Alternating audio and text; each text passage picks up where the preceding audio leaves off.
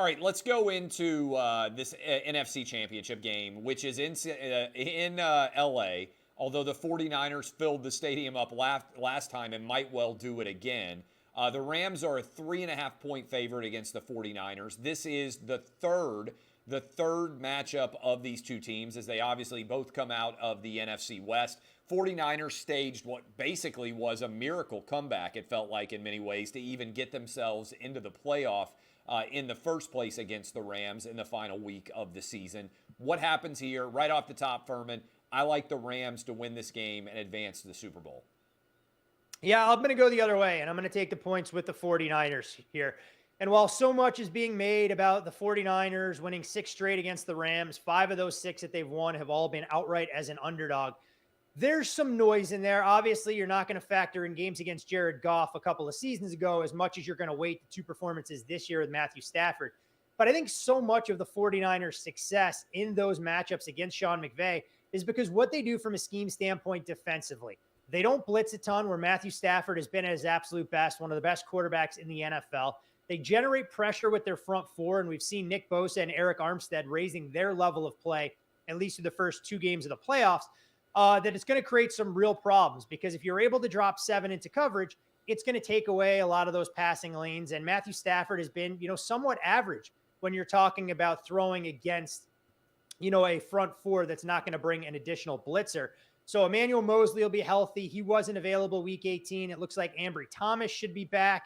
And I think San Francisco is going to have a few tricks up their sleeve on that side of the ball. The other side is where it's also interesting, because when you look at Jimmy Garoppolo, I don't think there's a quarterback that's less appreciated than Jimmy. And you can understand why, given some of the yardage totals that he's put forth, even through the first 2 games of this postseason. He's been prone to a turnover, some poor decision-making. And I think what's crazy when you look at Jimmy Garoppolo in his career with the 49ers, he's 9-2 straight up when he doesn't throw a single touchdown pass. He's 3-0 in the playoffs without a touchdown pass on his ledger. And when you're talking about the 49ers' key to success in 4 playoff wins with Jimmy Garoppolo as their starting quarterback, they've attempted 71 total passes. So you don't have to be a math wizard to see that's less than 20 a game, and clearly a high correlation to a successful running attack. The other thing that for the 49ers that they've done so well is when you look at how effectively they've run the ball on early downs and score neutral situations, you're talking about a clip north of 57%. It's one among the highest in the league.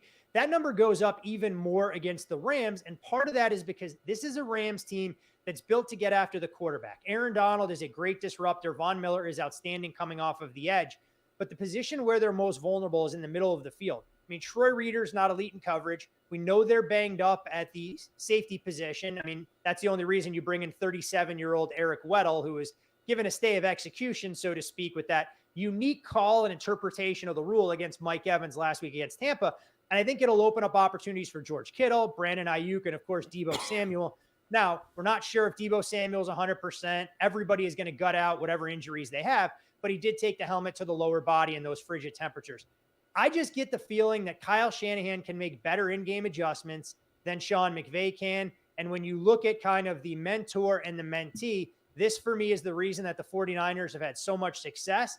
And they're going to send Sean McVay to his 7th straight loss against the same team, a streak we haven't seen replicated since Marvin Lewis lost 7 in a row to Mike Tomlin.